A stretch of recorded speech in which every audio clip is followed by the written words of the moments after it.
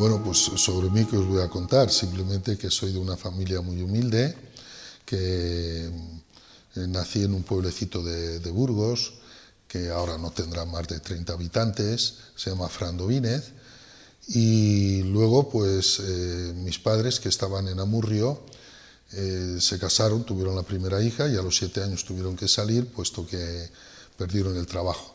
Y fueron en búsqueda del trabajo al pueblo donde después nacimos otros 2 hermanos más, una hermana y yo. Al llegar al pueblo, pues el alcalde se sorprendió al ver a mis padres y a la hermana, y a la primera hermana mía, que era aún nosotros, como digo, no habíamos nacido aún, y entonces se compadeció tanto que le regaló una oveja para que diera la leche a mi hermana, puesto que la vio, al menos el alcalde en aquel momento la vio pues necesitada, ¿no? Porque iban delgaditos, iban pues buscando un trabajo, buscando una forma de vida. Y fue el momento en el que, mis padres encontraron la posibilidad de estabilizar la familia. Mi padre era carpintero y mi madre, pues bueno, los trabajos de casa. El alcalde mismo les dejó una casa a las afueras del pueblo, la tuvieron que arreglar y demás. Y ahí es donde, por así decir, sustentaron este ambiente familiar. Después nacimos, como digo, repito otra vez, pero bueno, nacimos otros 2 hermanos. Tengo una hermana mayor que está casada con 5 hijos, luego otra que es hija de la Caridad y yo.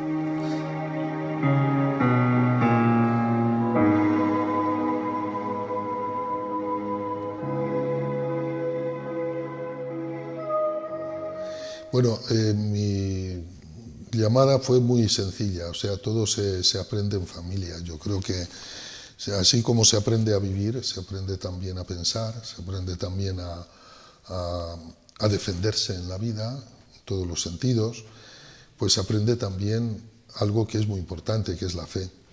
Y eso pues lo aprendí de mi madre y de mi padre. Íbamos juntos a misa todos los domingos. Mi padre incluso pues también tenía una función o servicio en el pueblo para ganarse unas fanegas de trigo, tocaba las campanas de la iglesia, entonces iba por la mañana, iba a mediodía y iba por la tarde. Y yo solía ir con él por la tarde. Y bueno, pues él me decía, no, quédate abajo de la iglesia, porque había que subir toda una escalera de caracol. Y yo pregunté, bueno, ¿y el que está ahí, que tiene una lucecita, ese quién es? Pues ahí está Jesús, la Eucaristía, ¿no? El sacramento de la Eucaristía.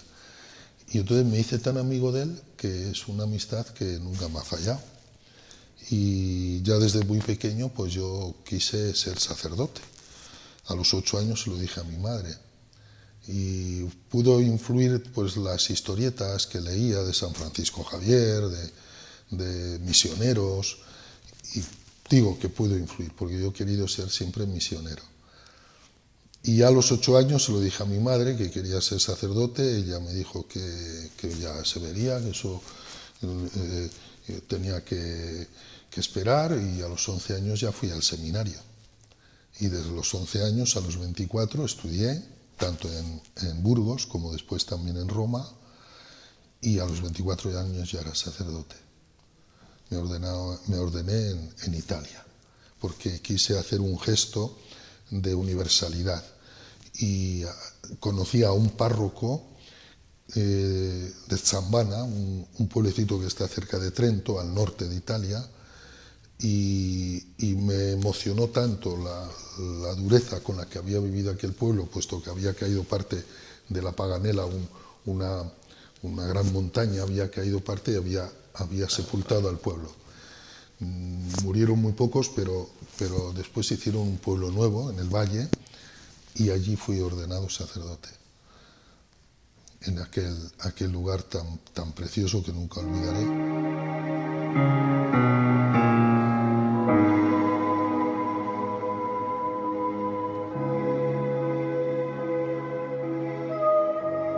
Entonces vengo de nuevo a Burgos, porque yo soy natural de Burgos, y entonces le digo al arzobispo don Segundo García de Sierra y Méndez, que entonces estaba, pues que quería volver, y entonces él me envió a un equipo de sacerdotes a Salas de los Infantes de Lara.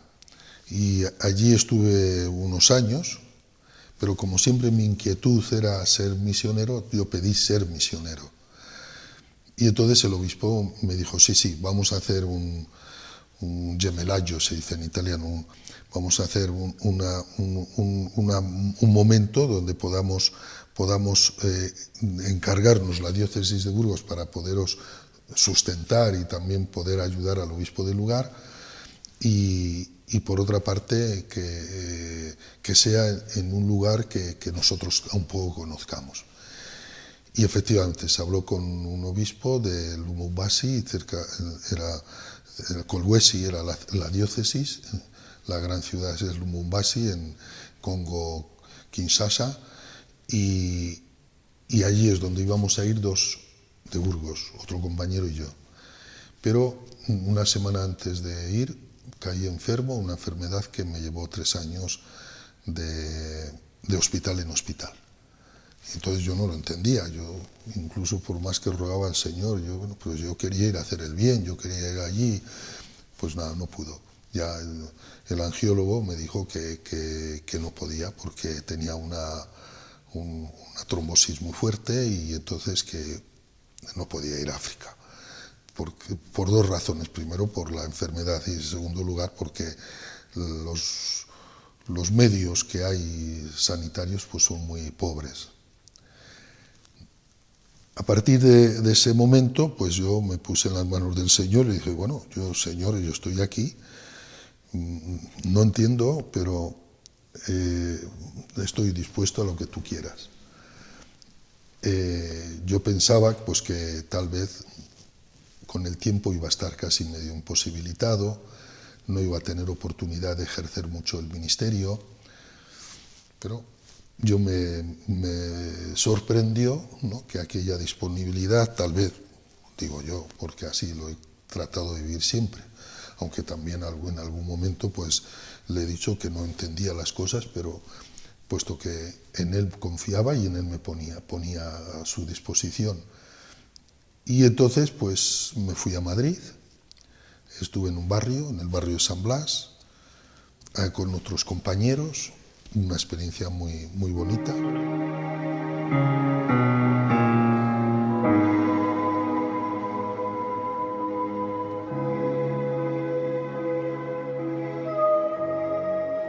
Muy cercano, muy cercano. Tuve oportunidad de hablar varias veces con él, incluso comer, y es cuando en una comida les peté, así con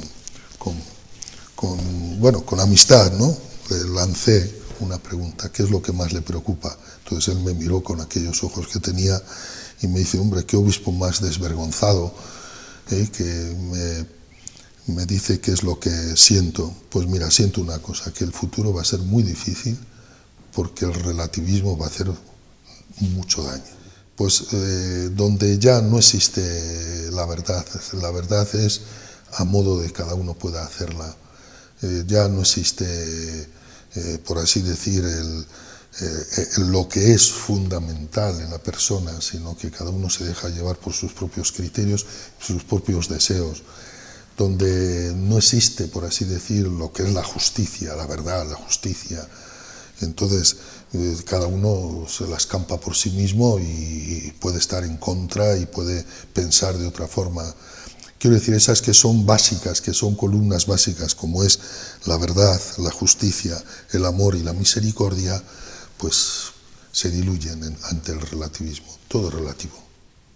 Entonces, no hay verdad, o la verdad me la frago yo, la justicia no hay justicia, la justicia me la hago yo, el amor pues no es una entrega. La crisis de carencia de valor, o una crisis de valores. Sobre todo estos valores, claro, que son los fundamentales, los que constituyen el verdadero humanismo. Porque un humanismo sin Dios es un humanismo inhumano, eso es verdad. ¿Por qué? Porque ¿quién puede conducir la vida de un corazón que está hecho a imagen de Dios, que ama, si no es Él? si todo está a expensas de mis sentimientos, de mis ideologías y de mis modos y de mis estilos, pero sin esa consistencia, pues ahí está. Después escribió una encíclica muy bonita que se titula Fides et Ratio, Fe y Razón. Y también me lo dijo en aquel momento. Estábamos un grupo de 8 o 9 obispos comiendo con él en su apartamento, y entonces una de las cosas que nos dijo es esta, sí, y que iba a escribir esta encíclica, que después salió, una encíclica muy bella, muy hermosa, muy profunda, pero con contundencia ante, diría yo, el diluirse los valores, como se puede decir actualmente, sobre todo el de la verdad, la justicia, el amor y la misericordia.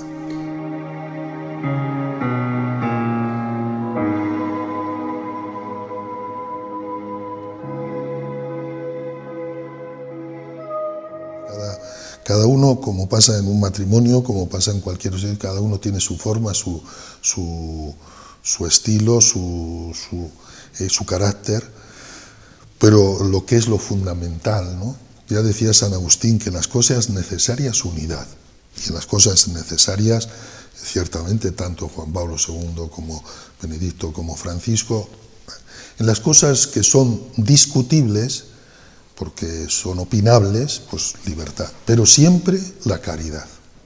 Eso decía San Agustín. Y ya digo, las características son, por ejemplo, Juan Pablo II era un hombre entre lo intelectual y lo pastoral. El Papa Benedicto era intelectual, muy gran intelectual. Sin embargo, el Papa Francisco es más pastoral, pero eso no quita. O sea, quiero decir, cada uno tiene sus propias características. Pero lo que es la parte de la fe, no hay ruptura, porque a veces se piensa que, bueno, ya ha roto con no sé qué, y luego los estilos son distintos, ¿no? Y quiero decir, por ejemplo, Juan Pablo II era un hombre polaco, y como polaco tenía su estilo.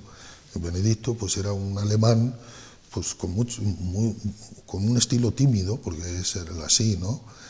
Y sin embargo es expresivo y es pues bueno, más popular el Papa Francisco, pero esto no quita para nada que haya una ruptura. No hay ruptura, simplemente son formas, que es, cada uno tenemos nuestra forma, como tenemos nuestra constitución física.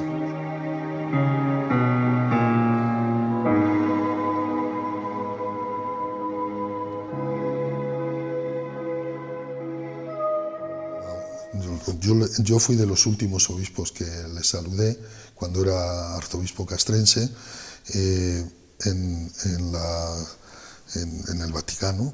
Le saludé, estuve hablando con él un cuarto de hora y él, con el Parkinson que tenía y luego pues que tenía también dificultad porque tenía que babear, tenía un pañuelo porque ya la facción, la cara, incluso ya el Parkinson le había acosado de tal forma que ya no podía casi ni hablar. Me estuvo hablando durante un cuarto de hora y diciéndome cosas que me han venido muy bien. ¿Por qué? Porque él quería hasta el último momento de su vida la entrega a la Iglesia. Y aquella vez que apareció en la ventana que donde suele salir el Papa para el Ángelus, y entonces no pudo pronunciar palabra para eso. Eso fue una carta, diría la carta mejor que pudo escribir, porque a pesar de todo, él quiso hasta el último momento y hasta el último respiro dar vida a la Iglesia y confirmar en la fe, en la esperanza y en la caridad.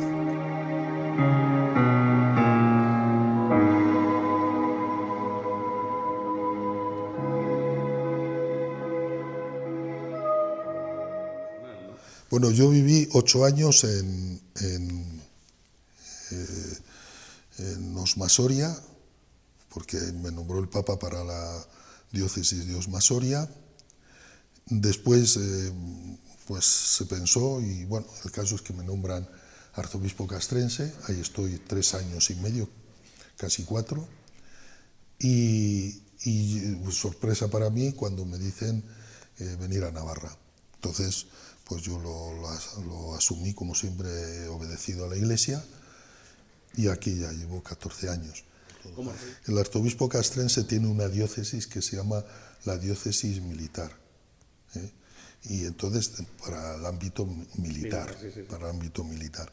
Y entonces son todos los espacios donde esté los ejércitos y la Guardia Civil, más luego también por empatía la Policía Nacional, porque la Policía Nacional es distinta a la Guardia Civil, que es como sabemos, armada. Y bueno, el caso es que ahí es donde yo tenía que moverme. Y entonces pude asistir a Afganistán, pude estar en Bosnia-Herzegovina, pude estar en Mostar, pude estar en Kosovo. Me pilló aquellos momentos en los cuales se estaban finalizando ya las guerras en algunos lugares, en otros persistían, como por ejemplo en Afganistán, pero vamos, yo siempre dije que donde hubiera un militar, yo quería ir para llevarle también la fe, la esperanza y la caridad.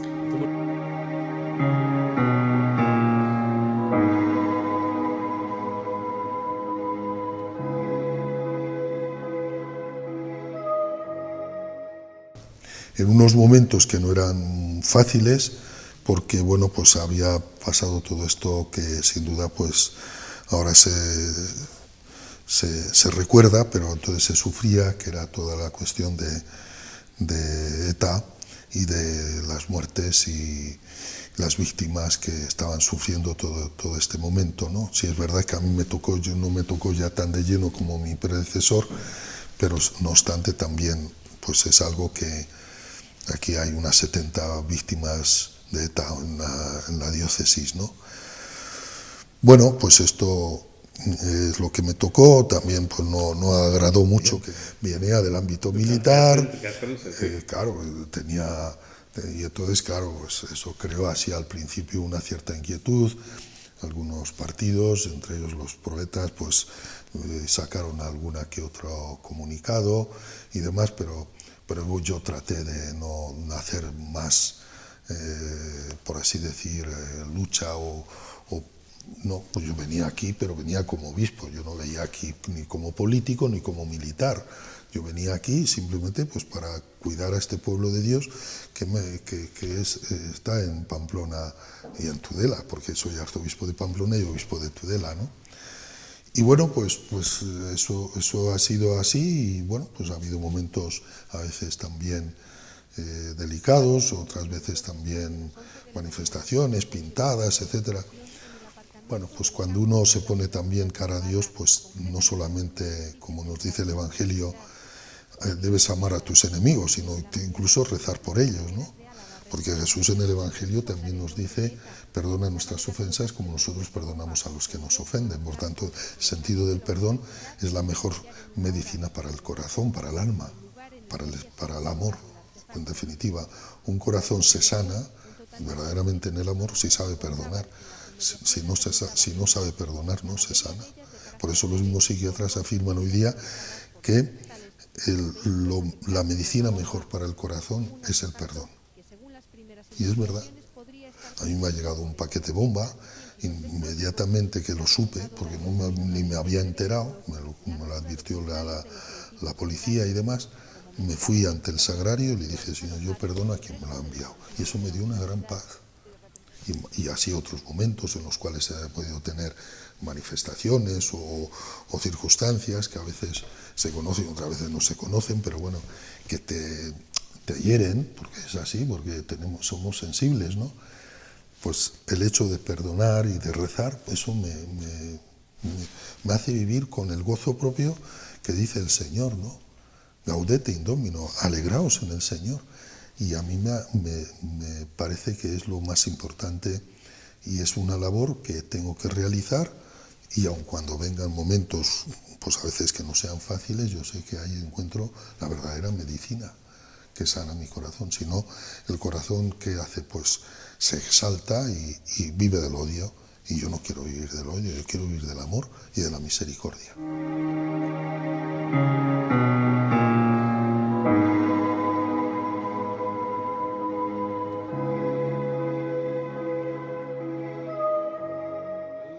Sí, bueno, ahí todos estamos involucrados. A mí me ha tocado una parte importante que ha sido las misiones, que el designio de Dios, por qué camino va, porque uno no lo entiende.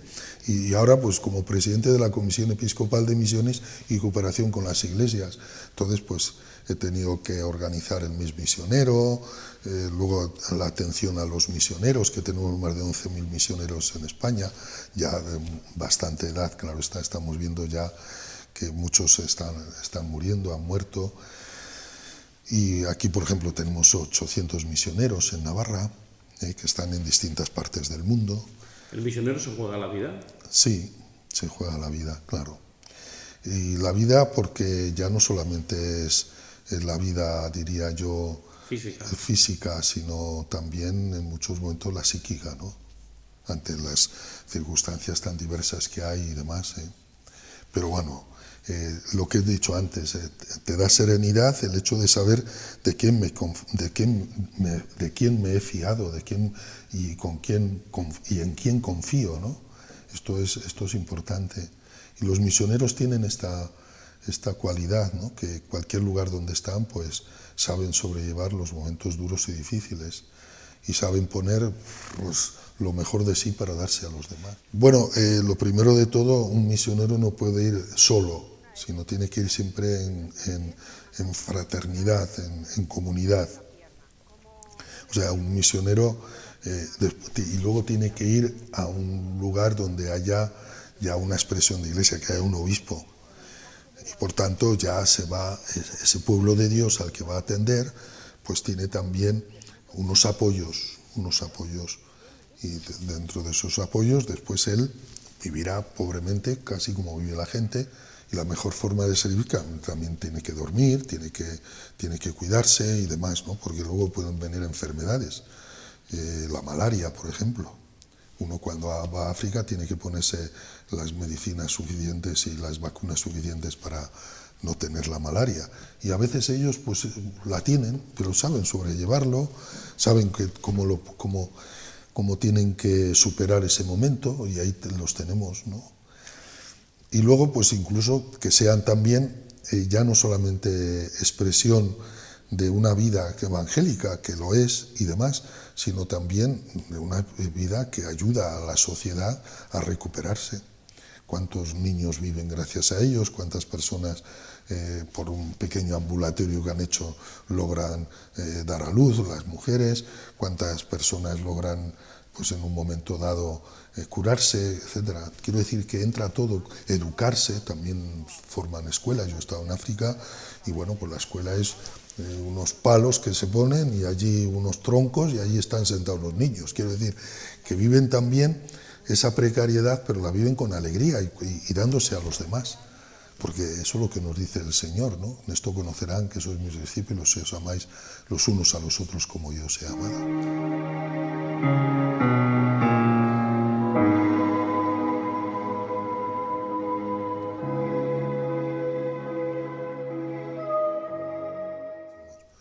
España es muy generosa y esto lo tiene muy presente en Roma, que España es muy generosa. Y es generosa por naturaleza, porque somos de familias a veces numerosas, sabemos lo que es el sufrimiento, lo que es el ayudar al otro. España es generosa, es muy generosa, gracias a Dios.